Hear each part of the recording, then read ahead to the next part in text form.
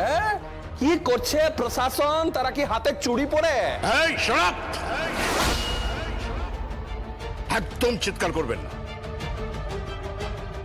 আমরা কাকে অ্যারেস্ট করব কি না করব সেটা আমরা ডিসাইড করব, আইন ডিসাইড করবে।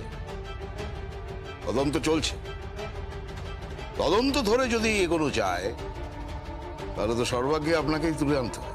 এই বড় বাবু, আপনি আমাকে চিনেন না? আমার নাম পতিত পাবন পোদ্দার।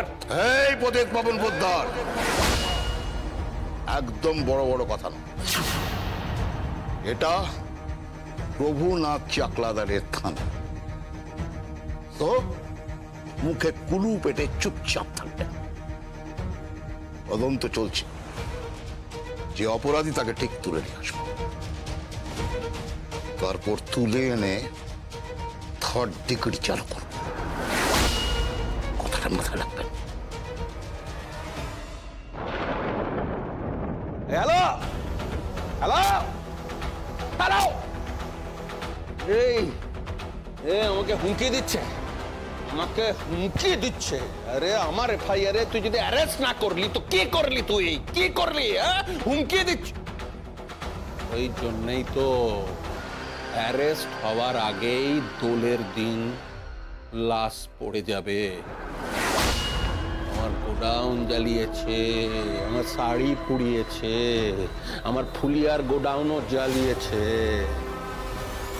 এই জমিন হঠাতেই ওকে আমি জ্যান্ত পুঁতে দেব, জ্যান্ত। স্যার, কি স্যার ফাইলটা পাওয়া গেছে স্যার। ফাইলটা পাওয়া গেছে? হ্যাঁ স্যার, আগুন জ্বলেছিল, সেখানে পারুল বলে এক মহিলা, উনি পুড়ে মরেছিলেন।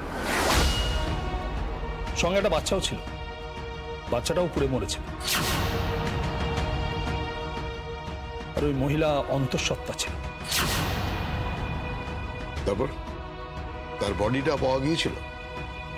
হ্যাঁ স্যার, বডি উদ্ধার হয়েছিল, কিন্তু সেগুলো পোস্টমর্টমে পাঠানো হয়েছিল কি? স্যার তখন এখানে ইনফ্রাস্ট্রাকচার স্যার, বুঝতেই পাচ্ছেন।